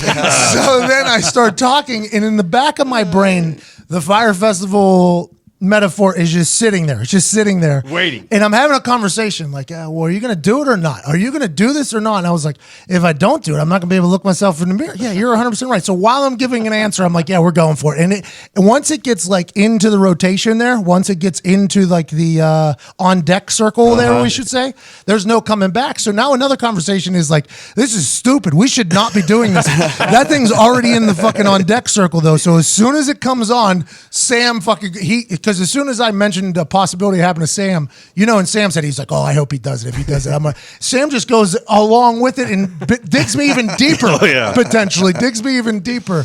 It was beautiful. That was a moment that was 100% for me. That was 100% for me. I like how you had the same thought process to psych yourself up to reference what Andy King did as he did actually going to potentially do the deed. Yeah, exactly. That was exactly what it was. Called him Cuzzy. I didn't want to go by name. I didn't want people to get too deep because I do understand the kids are watching. I'll give you credit. Last week on pod, you said toddlers. That's a good word. I'm going to use toddlers. And when you rattled off toddlers, I was some bitch. Yeah, there we You guys are a bunch He of is toddlers. doing this, man. Yeah. I mean, he is. I try my best. I have a bunch of things. Toothless Tiger was another one. Yeah, you got that out. Yes. I got Toothless Tiger, Stealth is Wealth I got in there, Toddlers I got in there, and then the Fire Festival reference. I think I only missed like one or two checklists in my brain. And that's all just a game for me, by the way. I want people to know that. That's a game for me to get those things in there as well. The super wrestling fans aren't big fans of mine. You just opened yourself up to people are going to be saying, can you say it next time? Can you say I it would next like us time? to do that. Can you say next time? By the way, I would like that to happen because I do tweet things out like, hey, send me something that you want me to try. Because for me, that's like a game. Because I honestly feel that I can slip anything into anywhere. I think I can. I honestly feel like I can do it. And it's a fun challenge. Well, it's causing an organic reaction too, because when you rip out a really good one, it stumps them for a second. Yes, You know, you can it's a see lot of Sam fun. get caught off guard, like I would have died laughing right now. Yeah. Yeah. The thing I love is the super wrestling fans. And I mean the Die hard, old school. I am very different than anything that's ever been on a goddamn pre-show, right? I'm not Sure. breaking down the techniques of whoever. Yeah. I have no idea on why somebody should win over somebody else. I do know. Yeah. I get it, but I'm not. That's not my thing. So when I start rattling off these things, you got these diehard wrestling people that are like, man, this is our world. Like, why are we letting this person in? And I want to tell them all, like, just stick with me. I think I'll win you over. Give me like another 3 shows. Just realize that this is the same thing every single time. But also, fuck them. To be honest, it's hard for me to care. Well, and on the other side of that, I saw a bunch of people tweeting like average fans. They're like, "This is why we watch this shit because Pat makes it like you know." I mean, It's supposed to like, be entertaining. Exactly. That's all in my head. It's just like when I was doing the NFL game. In my head, I think there's a way to make things more entertaining. Sure. Now, granted, not everybody's going to love it. I'm not for everybody. But I feel like I say some good stuff. I predicted like what was going to happen, and basically 3 or 4 out of the 5 you're spot on. Spot on. Yep. So I think some people, if they just read the transcript instead of my delivery, just read my transcript, know that that's fucking good too. So it's not just the delivery that's great. The transcript is as well. Go ahead and read through that. But I could see that I'm a bit different than. Well, you said you're not for everyone. Some people need to realize not everything is tailored to them. This is a big Exactly. wrestling show with a lot of stuff going on. You're not going to like every little piece of it. But hold on though, it's a pre-show too. Yeah. Like fucking take it easy. Yeah. This is literally a pre-show panel. But also, I mean, there's a lot of people that were very positive, and I appreciate you guys. It was just I felt that because I couldn't answer every one of the super wrestling fans that were like, "Why is this?" Some guy a couple of them made me laugh very hard though. There was a Irish or English or Scottish guy who said, "Who is this bumbling cunt on the right?" I lost it. I was reading through it, and I was like, "Pat, you did great." I'm like, I was reading, "Pat, you did great. Pat, you did great. Why is Pat on here?" Great question. And then, who's the bumbling cunt on the right? I was just fucking crying, laughing backstage.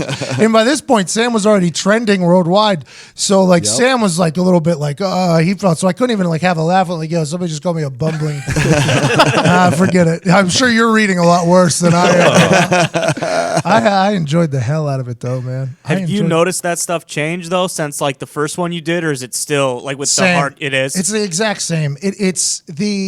Okay. So this is my take on it. Hot take. So the WWE is really the only playground for super wrestling, right? It's the only league. It's the only big one. Granted, there's others that pop up. They come and go. They have a lot of money, but the WWE is the standard. There's only so many jobs in the WWE, but there's a lot of people working in the wrestling business. So there's a lot of podcasters that are strictly revolving around wrestling, sports entertainment. There's a lot of radio people. There's a lot of hosts. There's Twitters. There's websites just that are 100% locked and loaded for wrestling. That's all they do all day, every day. So there's a lot of people that dedicate all of their time and effort to wrestling. And they have a lot of fans because they're good at covering it, and however they cover it, people enjoy.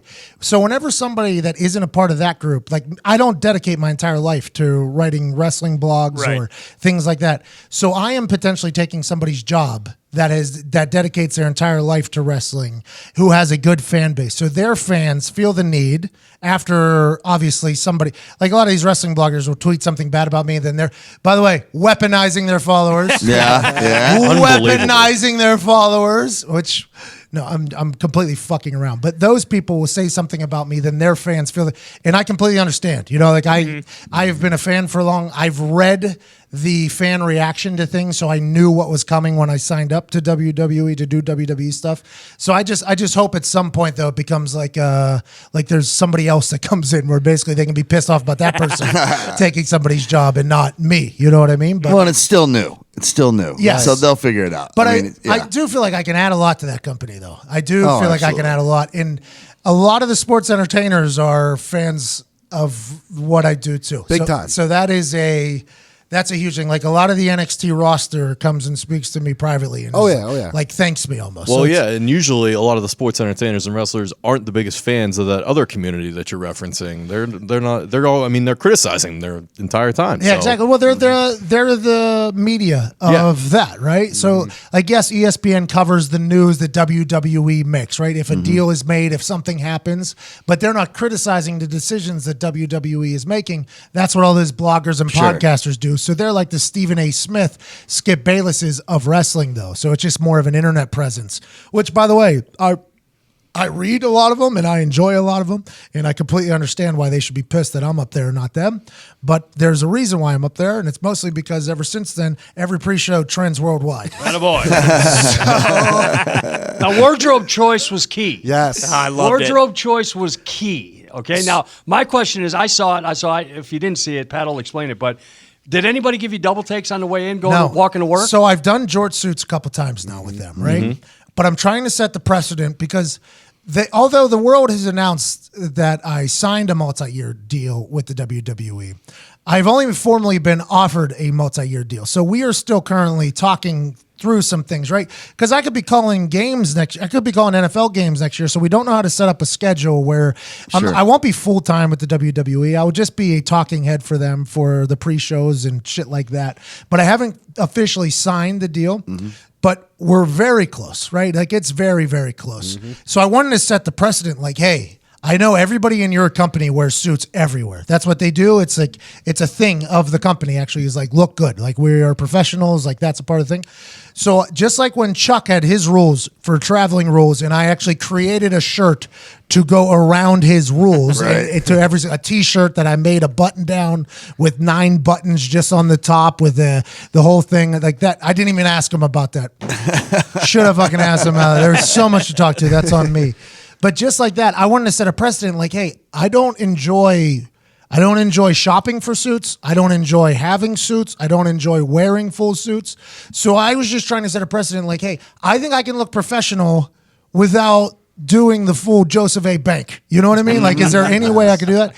And there was, Michael Cole told me that I looked like basic me, is what he said. He said, you look like basic you. This isn't anything new. And I was like, okay, good. If this is good, then I'll just know that we're good. This is probably what's happening every fucking trip. if I do anything, this is probably what's happening. So it's just, they're all so nice over there, man. Very nice. They're all so nice. They don't even know me, and they're very nice to me. Evan Fox is in the goddamn WWE 2K game. Yeah. Oh, yeah. I forgot about that. I forgot to mention that to Corey, too. Play the clip. And what is wrong with Pat Saxton? Pat McAfee rides Evan Coattails, and he's doing great. How about that? Oh, nice. Evan Foxy's even getting a drop in the goddamn WWE 2K game. Yeah, so what you heard there was Corey Graves taking a shot at Pat for me, and that's what they do every time we're with them. All of them are very nice to me, and somehow they find a way to take a shot at Pat and make Pat feel bad. They do. That's really what they do. So funny. They do it on a very So regular funny. basis. After we stopped by this place called Mastro's, which if you ever get a chance to go to one, go. It was incredible. It was incredible. It was the most outrageous place I've ever been in my entire life. It was just outrageous. Good piece of meat. It was. This is the picture you took of the thing on your plate with the Yeah. little glaze 18 on it? ounce bone-in filet. Oh, come on. 18 ounce bone-in filet, cooked to perfection. We didn't set a reservation. AQ was like, you got to go to Mastro's. The people at the country club were like, you got to go to Mastro's. Yep. So everybody was telling us we had to go to Mastro's. Best steak in Arizona. Some guy was like, maybe the best steak in the West Coast. Yeah. Somebody was saying, right? So we're like, all right, we're going to go there. The cows were getting massages and all that stuff. I Yeah. have no idea if they got a spot out. Something is happening for these. They're talking it up, though. They're like, this is the place you have to go. So after the takeover, it ends early, right? Because we're 2 hours behind. So we have a couple hours, and I hadn't eaten all goddamn day, so I'm starving, right? And I'm like, we got to go to the Mastro's place. We got to go to the Mastro's place. So we hop into the Hemi, hop in the Charger with the Hemi. We travel through the fucking desert, like forever, maybe to the next town. That's what it felt like. We went over to Scottsdale. And we head into Mastro's, and we just assume we'll sit at the bar. We'll just sit at the bar. It's 2 of us. It shouldn't be that hard or whatever. We walk in, and the place is just packed. Bar packed, just like standing room only almost.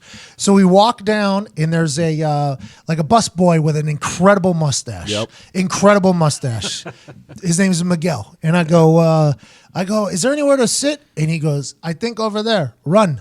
And I go, what? He goes, I think over there, run. I was like, which one? He goes, the one without reservation on it. I'm like, I fist bump him. I'm like, thank you, man. So we run over there. We get to the table. It's the only 2 top table open in the whole place. I sit down. As soon as I sit down, this lady comes up and goes, you can't sit here. And I'm like, Oh, no. I'm like, are you sure? She goes, yeah. I go, Miguel told me that it's okay. And she goes, who? I go, Miguel. And she goes, Timo, she says. Oh. I go, yeah, Timo said I could sit here. And she had a party of 3 with her girls that I think were her friends. So it was like, she was like, as soon as I find a table that opens, I'll get you guys in there. But me and Foxy, because Timo sent us over there, got there first, and we're athletic. So we sat down. Like, I'm sitting at the table. Oh, yeah. Just sit down. And she goes, she has like a suit on almost. She's like, you have to get up. This table's already taken. I was like, whatever. So we have the whole team. She goes and talks to this guy named Eddie. She goes and talks to a guy. I just talked to Eddie. You can't have this table, but we'll figure it out for you. I'm like, thank you. Tell Eddie I said thank you, And Timo, thank you. And she's like, okay, you got it. So we go stand with Timo. I'm wearing the jort suit that I wore in the takeover thing. Everybody in there is in they're in full, Right. Yeah. Everybody's suits Decked out. I got the jorts on. We're just standing at like the head of the bar next to goddamn Timo. And we're just trying to figure it out. And Eddie comes up and he's like, I got you guys. Eddie's like 25 years old, has a suit on. Yep. I'm thinking he's just like a busboy or something. He's like, I got you guys. I got you guys. I'm like, thank you, man. He's just hold tight. I'm like, you got it. So I look at him, I'm like, good guy. He goes, great guy. And I'm like, okay. And I fist bump Timo again. And Eddie goes behind the bar. He talks to the bartender. And I think he probably asked, like, is anybody at the bar about to leave? And the bartender's like, no. He's like, can we move somebody? And he's like, yeah, this is a pretty good group over here. So Eddie comes over to this group over there, moves the group out, puts them at a table, moves them and puts them at a table at a restaurant and has us sit. We're at the head of the bar now. So we are at the head of the bar. Perfect spot. 2 prime positions. And Eddie's like, I got you. I was like, Eddie, my motherfucking man. So I give Eddie 100, obviously. There you go. I give Eddie 100. I give Timo 100, right? Because I think he's friends with him. Attaboy. So I sit down at this thing, and we just start looking around, and this is the most ridiculous place we've ever been in our entire life. It was. The whole place was just like, whose dick is bigger? It was Exactly. just on both sexes, by the way. People watching Paradise. People watching Paradise there, and we're just having a good time. The bartender comes up. His name's Phil. He's got a good beard. I'm like, yeah, you're my CFO, basically. You look exactly like Phil Maines. I was like, Phil, this place is pretty cool, huh? He's like, yeah, you never been here before? I'm like, no. He's like, oh, you're going to love it. I was like, okay. So we get a couple waters, a couple beers or whatever, and we sit there, and this other bartender comes over. His name's Christian. Yep. Bald head, he's Argentinian, big guy, right? And he's hugging every person that leaves, hugging a kiss, male or female, right next to me, right? So he comes over, talks. I'm like, who the fuck are you? You know, like a real question, like, who the fuck are you? He's like, oh, I've been here like 15 years. I'm like, oh, by the time we leave here, I'm getting a goddamn hug and a kiss. So that's what I said to him, right? So we give a fist bump or whatever. Eddie comes back. He's like, hey, anytime you guys need anything from us, here's my cards. I'm like, this guy has no idea who we are. We had to have looked so different in Yes. there that he was like, I don't know who these people are. I don't have a fucking clue who they are, but they're somebody. So Eddie gives us his card. He's the fucking general manager. Nice. Eddie's the fucking general manager. So I'm like, Eddie, my fucking man, like, what's up, dude? Or manager or general manager, one or the other. Yeah. So I fist bump him and I ask him, I'm like, who? Like, how'd you get here? How'd you start? He was like, well, originally I was a bus boy and then a bar back and then a bartender and then now I'm the manager or whatever. He said, we just try to take care of people or whatever. I was like, that is so nice of you. Why'd you do that? And he said, who are you? So he asked me who I was, and I saw him look me up on his phone. And then from that moment forward, it was just like we were the lady who kicked me out of the seat. She came over and gave me like a couple cards, like this stuff. And everybody was just so fucking nice to us. We knew everyone, and Eddie gave us a butter cake. Eddie gave us a free butter cake, which was a incredible. dessert. I mean, it was just like, and they like got a hug and a kiss on the way out. Nice. From the Perfect. Argentinian? From the Argentinian. Yeah. It was just, it was awesome. It was a magical place. Really good. So then we head back, and Corey Graves, Sam Roberts, and a couple other WWE people were at a bar that's like right next to our hotel. So we stopped by there, say what's up. And there was, in this process of WWE, there's a lot of people that work for WWE. A lot of people. So I'm meeting new people literally every time because you got stagehands, you got producers, you got camera people, you got editors, you got everybody there. It's a whole universe in and of itself. So there's 3 people I know at the table and then 2 people that I don't. So I'm trying to be nice to the company that I'm about to maybe do some work with. In general, I like to talk to everybody. So the one guy, I shake his hand. He has an incredible beard. Incredible beard. I shake his hand. I go, man, great face, right? That's what I say. A great face, a little laugh. I walk around to the other side. I shake the other guy's hand. I'm like, nice to meet you. We talk. We're chit-chatting. They're having a good time. And all of a sudden, the one guy that I shook his hand, I'm like, they're like, he plays professional baseball. I'm like, oh, you're professional. I play baseball too, you know? I was like, I'm also a professional baseball player, just like, you know, trying to spur a conversation. Right. He goes, I go, what position do you play? He says fourth base or something. I was like, oh, okay. I thought he was maybe like a DH or something like that. I didn't know what that meant. He's having dinner with WWE people, so he must be a big deal. In my head, I'm like, this guy, big deal. He goes to the bathroom, and I'm like, who the fuck is that guy, you know? And they're like, he's married to Jen Sturger. I was like, I don't know who Jen Sturger is. They explained to me who Jen Sturger is. So immediately I have questions. All of a sudden, you can Google who Jen Sturger is. It's an interesting situation. So he comes back, and I'm like, man, I got a couple questions, you know? Because if he's married to her and he's eating dinner with WWE people, he must be a big fucking deal is what I'm thinking. I'm like, I want to get to know this guy, right? So I ask him a couple questions. I'm like, you play fourth base. Are you like a big time here? He's like, yeah, you know, whenever you play T-ball, Like, that's what it's like for me every day. I'm like, oh, this guy's a fucking huge hitter. All right. This guy's a big time hitter. I was like, who do you play for? He was like, the Arizona Diamondbacks or whatever. And then he said, he started in Fort Wayne. I said, for the Tin Caps, I threw an opening pitch there, skip that thing in there. And he like laughed or whatever. It was like one of those moments. He was like, oh, you said you had another question or whatever? I was like, yeah, I'm just, who the fuck are you? Like, I'm just trying to figure out who the fuck you are, you know? And I guess he got up and left there shortly afterwards because the night was kind of ending. We shook hands on the way out, though.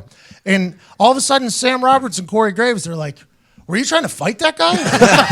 Corey was crying, laughing so hard. Corey was crying, laughing. He was like, you literally just alphaed the fuck out of that guy. I was like, what are you talking about? He was like, you saw that another professional athlete was hanging out with us and you were trying to make him feel bad about how he was as a professional athlete. Why didn't you just tell him that you kicked off a Super Bowl, Pat? I was like, what are you talking about? And Sam Roberts like, yeah, the tension was so real. The guy left. Sam was like, the guy left. And I was like, what are you talking about? They were like, you were trying to punk that guy. I was like, no, I was literally just trying to learn about this fucking guy. They're like, well, maybe you could have smiled or something. I was like, that's just how I talk. That's just how I talk. And they were like, oh, what a shitty person you are. They like went in on me. I was like, this is what I was talking about. They just piled it on. I was like, no way. So we walk back to the hotel. It was like a 4-minute walk or whatever. And outside, they're like, this is what happened. They start impersonating what happened. So funny. They're like, first you said he had a nice face. You remember that? Oh, nice face, you said to him. I'm like, no. And then you said, and then whenever he said he played baseball, you're like, I play baseball too. I was like, no, it was a joke. I'm like, you guys are taking it all out of context. They're like, no, the tension was there. I was like, no, it wasn't. Turns out his name's Cody Decker. I followed him on the Twitter. He followed me back. So I think he thinks we're friends, which I thought we were going to be friends. Hey, I thought it too. They asked me like, Evan, what do you think? I'm like, I'm around Pat all the time. Like, I didn't think twice that he was trying to punk this guy. I was trying to go in on that. I was trying to learn about this. You just ask questions. That's all. I thought he was maybe like the white Big Papi or whatever. Like, I thought he was a homeless. Is he a catcher? What was the fourth base? I have no idea. That's what I thought too, Todd. I thought the same Have you heard thing. that before, Ty? I think He's got to be a catcher. Yeah, in terms I of would think catching, catcher. He doesn't play catcher though. I think he was just fucking with it. Yeah. It's a joke. And I think he was trying. I'm looking him up here. I think he was trying to be modest and humble because he's not a great player. Yeah, that's what I think so too. He's like a AAA player. Oh, okay. Okay. But I was just trying to learn about the guy. I don't know much about baseball, but what they were telling me whenever he went to the bathroom, I'm like, oh, I'd like to know about this guy, right? So I'm just asking him questions, and then all of a sudden, Sam and Corey are like, you're a terrible person. I'm like, I didn't think so at all. We shook hands on the way out. It was so fun. Corey was in tears. Crying, laughing. And then right That's after. such a funny scenario because this is how you do it because he could be like a 4-time Golden Glove, and I won't know that because I don't follow baseball. Exactly. Yeah. In my head, I'm thinking this guy is like a baseball MVP, possibly like a candidate. And he was pretty big. Like, it was very, very, very He was possible. really good in college. I'm like, look, this guy's a fucking Houston Astro, maybe. I don't even know who. I don't know who this guy. I don't know if he's a World Series MVP. I have no idea who he is. So I was just asking questions in the who the fuck are you? That was a real question. You're like, oh, you tried to alpha him. I'm like, no, I did not. I did not. And they made me feel, they were digging. They were like, you should feel terrible about yourself. I'm like, Sam, why do you always do this to me, man? Why do you always try to make me feel like a terrible human? He does. It was. Hey, even you did his podcast. Was that Friday night? Just try to bury me the whole time. Just brought up the Mark Henry story. He just brought up the Mark Henry thing the whole time about how terrible I should feel about myself. I'm It like, was Sam, funny. I'm happy everybody's bashing you on the internet. But it was a hilarious scene out there in Phoenix. And that was where the owner of the place. So right after that happens, so while we're leaving, the owner and his son talk to me. So now Corey watches this happen. So that just throws. You're talking about just throwing gas on the fire. I mean, it was next level. I'm like, I just want to get home. I just want to get back to the hotel. That's all. And then we get in the hotel and somebody screams at me from across the lobby. It was just a whole nother. It was a nightmare. It's a fucking nightmare. What's the most interesting thing you found out about Sam Roberts? Like, I couldn't believe it. Like, anything like that on him? No. He's an interesting cat. He is. He's sober. He's 100% sober. Yeah. He's got that beard on him now. I mean, he's a good guy. I honestly enjoy him, except for the fact that he always tries to make me feel terrible about whatever I do. I was trying to become friends with that kid. I was that Cody Decker guy. Right. They didn't even know his name. One person called him like Chad, I think. And these people were sitting with him for an hour. They didn't even know his name. And I'm the disrespectful one? Wait a minute. I'm trying to learn about this guy. It was a good time, though. It was I enjoy the WWE group of humans that I get to see, man. They're now granted, I don't know probably 90% of the company still. 90% of the company. There's a lot of them. I have no idea who any of them are, but the group that I deal with on the takeover shows, they're so nice. We're talking about the camera people. We're talking about everybody there is just so fucking nice. It's awesome. It's absolutely I awesome. mean, with the exception of like actual players, they probably employ almost as many people as the NFL, don't they?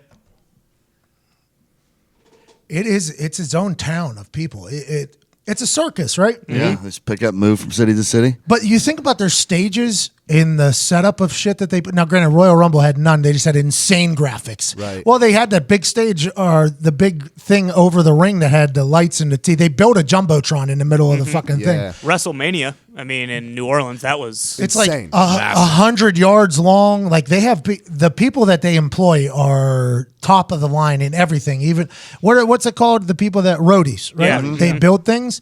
The roadies that WWE have, they have to piece together things that nobody else has to put together. They have to put together stages that can lift and this and that and back. They have a 4K jumbotron that is split up into like 45 pieces that they have to put together with zero. I mean, it's all the people that work there, but there's a huge crew of them, man. They just travel around the country all year round, just putting on shows.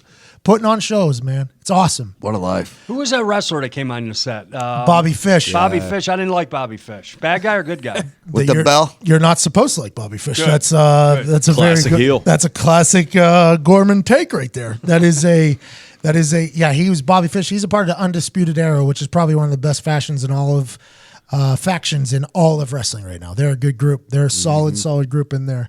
Bobby Fish showing up with that goddamn bell that was electric. He helped you get the shorts up. I couldn't, because he mentioned the jorts, and I hadn't brought them up yet, and I haven't talked about them yet. It was clutch. So I had no idea what else to do. Yeah. So I just stood up. I couldn't You ever see seen him. one of these before? I couldn't see him either because he was through Sam Roberts' big fro. I couldn't even see where he was at. So he was saying things. I couldn't even see him. I'm like, I don't even Perfect wrestling goodbye, though, to Bobby Fish. take a hike. Take I didn't know if we were still on because the countdown in my head had already hit 1. Yeah. So I was like, oh, we must be off. And then it turned out after watching it, snuck like literally right to a commercial break almost. Take a hike right to a commercial break. They're a talented bunch, though. The show they put on afterwards, incredible. So good. incredible what they do. It's incredible. And a man bite somebody's toe at one point. In the middle of the match. Cassius Ohno, desperate times call for desperate measures. Exactly what I said was going to happen. Yep. Bit his damn toe.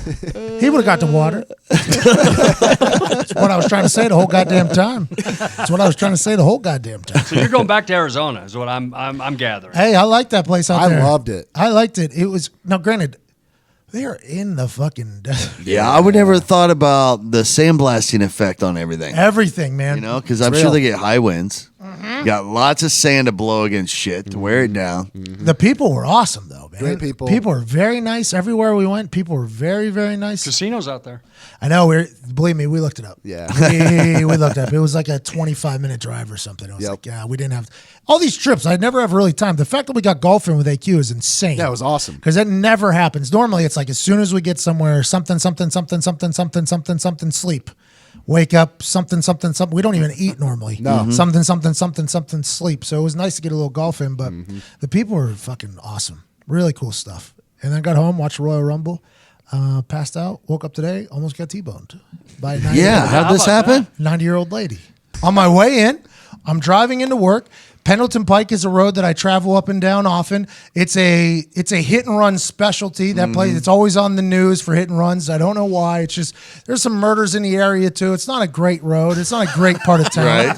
But I travel it every day. 2 lanes up, 2 lanes back with a middle turning lane, right? So that's kind of like purgatory there. You can turn left into a shopping plaza, turn right into a strip club, turn left into a parking lot, anything you need to do. So that lane is normally used. I'm heading south on Pendleton Pike in the left lane, leading a Wolff pack of probably 7 to 8 cars. I'm going 53 to 55 miles an hour. Speed limit is 45. I'm in the left lane. There is somebody pulling out of a shopping plaza in a purple Kia that is going to turn in the same direction that I'm currently going. But in my head, going to use the middle lane, which is the standard move, wait for traffic to break up and go. Used very often on this street because you never know where the traffic's going to be. It is a standard operation. Turn into the middle lane, wait for traffic, and then guide in. I'm floating in this purple Kia, stays parallel with the middle lane. I'm like, well, it's going to be an aggressive turn. Perpendicular to the turning lane, and then just rolls right through there, straight in front of my car, no thought of turning left, like no thought of even starting traffic. There's no driveway to the right that she could be turning into, nothing. So I slam on my brakes, hit the horn, turn right, drift, hit the curb, bounce up onto it, go around her, back into the left lane. Wow. And I think if that hadn't happened, she would have never turned left. I think she was going straight the entire time. She turns left, ends up in the right lane next to me. We're at like going up to a red light, so slowing down. So I look over, I'm like, what the fuck? You know, like what just happened? She goes, I'm sorry, and then puts her hand up, like, don't even look at me. Can't look at me, 90-year-old lady, and then she bears right. There's like a turning lane where she just bears right. Minivan behind me pulls up next to me and goes, did you get that bitch's license plate? And I was like, no, man, I don't even think she knew where she was at, is what I said to him, you know? And he was like, are you Pat? I was like, yeah. He said, I've seen you do incredible things on and off the field, but that driving maneuver back there, you almost hit me. But that was crazy. I was like, thanks, man, you know? And we just kind of went on our way. But literally, that would have been a huge collision. My truck is a large one. Yeah, she'd have lost. Do you think you would have took her like a monster truck, just right over? Right up over. Oh, I don't know. I honestly don't know, man.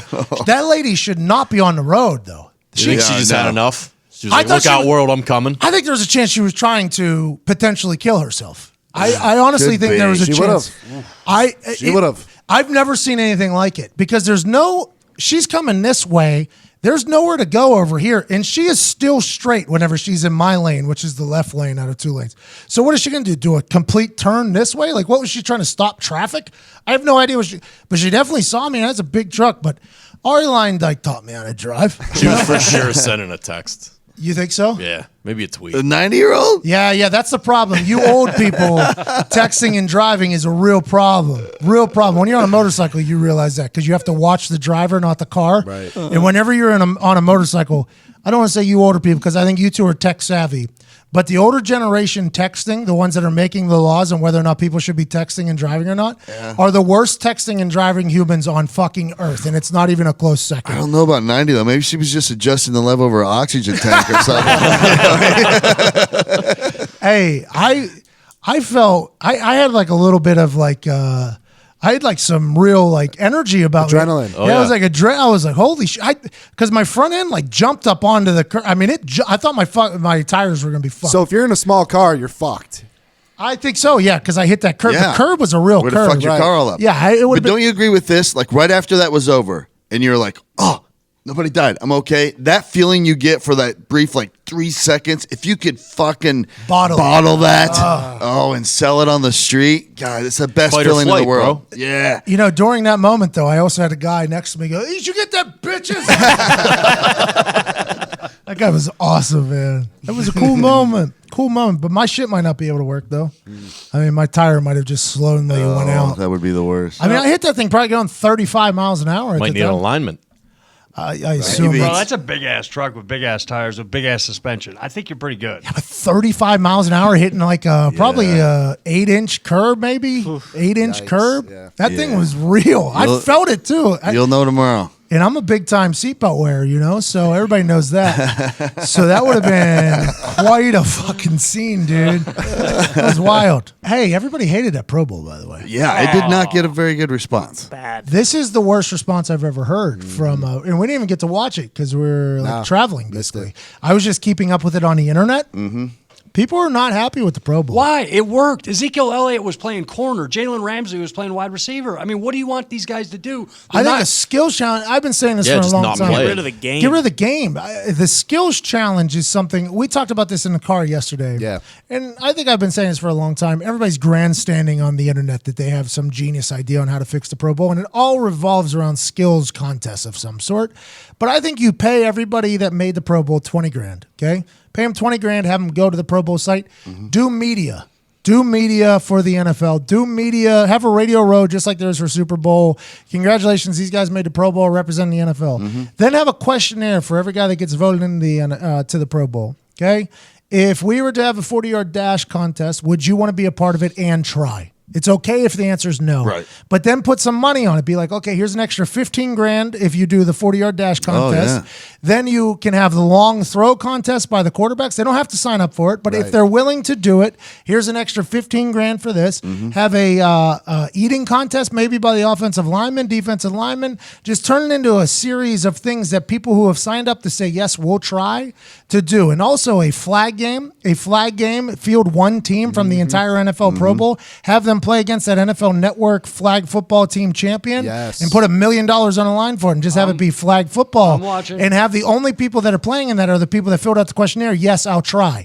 So like if Patrick Mahomes says, yeah, I'll try, have him be the quarterback for the flag football team. If Tyreek Hill says, yeah, I'll try, have him out there. If he doesn't want to do it, no worries. Don't feel bad at all. Don't even have to put out a fake effort out there. Just field a team of people that have answered questionnaires. Yeah, I'll try to this. Yeah, I'll try to this. Yeah, I'll try to this. And then you just have a weekend of entertainment, basically, as opposed to a weekend of half entertainment and then a game that always disappoints. Yeah. Always disappoints. You know? That would be such a better product. Well, Such a better product. I think it could be entertaining. Yeah. I think it would just be entertaining. It would be fun to watch. By the way, the precision contest, I think the way they pieced that together with like the American Gladiator looking shit. That was like the best part. Awesome. Yeah. Like, you let those people who are creative just start thinking of ideas for big men You now. throwing the football? Yeah. The high score was 19 by Russ Wilson. I think I could beat that. My next question: I could honestly you think- beat that? You had fours that were sitting there. You can only hit them once. But That's 8 points right out of the gate. Because I just talked about it on the previous podcast that I asked if I could do the Right. precision passing thing. They said no, and that's ultimately why I decided not to do it because I wasn't going to not walk because of my knee injury. But then whenever Thielen was doing it and Von Miller, I was getting thousands of tweets from people like, sure. you see this? Do you see this? Yep. Thielen looked good, by the way. I thought Thielen looked good. Von Miller didn't perform great. You could see that he could throw the ball a little bit. Short though. arming it. But man, that would be a lot of fun to get on that course. Yeah. They should think about having that somewhere for people to pay and go do. Like that would be a lot of fun to be And if able you're a quarterback, don't shit in your cleats, Andrew Luck. I mean, that was bad, man. I didn't see it. He was did not the precision. He had Yeah. 5 points. I mean, he couldn't hit the bull and ass with the banjo. I mean, he could What do not. you mean he had 5 He points? Five outscored total Von points. Miller by 3. Yeah. Andrew Luck did? Yeah. It was not pretty. Not It pretty. was ugly, man. I mean, he was Yeah, missing. but he won the good hands contest with Ebron and Juju. So, Yeah. Well, you're paid to throw the by the way, football. I would like to do that too. I'd like to do the good hands contest too. A lot of body catching on his one-handed catches by people. A lot of body catching. You just got to go out there and fucking snag that thing. But you gotta. I think they got to send out a questionnaire like, would you try if we were to do this? Because I think you'd get a real 40-yard dash contest because there's a lot of guys that take a lot of pride Sure. in being faster than other people. That is, and that's something that happens in the football world. If somebody's faster than somebody else, it's like, well, line up then. That's the only, it's a very regular thing. Maybe do the 225 bench thing again. Yeah, exactly. For the D lineman, whenever Cuzzy did it 50 sometimes or whatever back in the day from the Cowboys, they're still running that viral. All you're trying to look for is viral content. Yeah. Yep. Have the kickers do a ESPN Around the World contest or a distance contest. Have the punters do the same thing. You can make up contests that could involve everybody. You just have to ask people on whether or not they'll try. And if you get enough people to say yes, do it. And if not, don't do it. I just don't You understand. keep track of the scores and the times and all the events, and you keep them as records. You know, this is the record. And But the 40-yard dash, that could be primetime TV like the Olympics. You Yeah. should put that in. Have qualifying rounds, Right. and then have the fucking Olympics there at the end. Have it covered exactly like a. But give it like 60 grand to the winner. Something Yeah. that makes a difference. Yeah. 100 grand or something that these guys are hauling ass. Yeah, I think so. I think you give them like, hey, the fastest person will win $100,000 grand prize. That's something that makes everybody want to try. Yeah. And watch too. Well, and the issue is nobody wants to get hurt. Nobody wants to hurt anybody else. Right.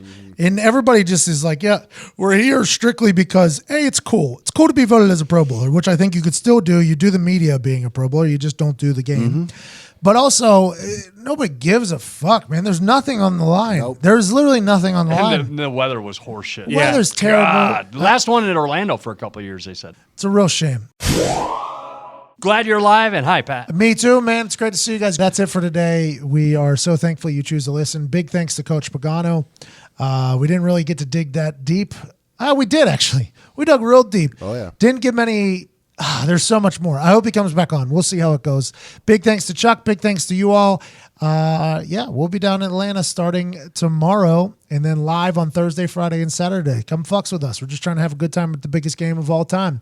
Let's hope for overtime so we can get some free wings for America from myself, Nick, Todd. Old Gorman, I almost called you Gruden. Gorman, Ty Schmidt, Evan, Foxy, and everybody else here in the Heartland PMI offices. We appreciate you. Ty Schmidt, let's do a hashtag Endgang, hashtag Endgame. Hashtag Endgang, hashtag Endgame. I think we're going to come out with like 4 or 5, maybe even 6 St. Patty's Day shirts. Will give you one of each. If you send us a picture of or video of The lady's car that almost killed you. there it is. Oh, the 90-year-old lady. The reenactment of the situation. It can either be how I acted whenever it happened, how the lady acted or how the accident could have looked. Best one in Evan Foxy's eyes wins at least one shirt from each of our shirts from the St. Patty's Day line. Yep. If we say. Nice. So thankful for all you. Ty Schmidt, hit the music.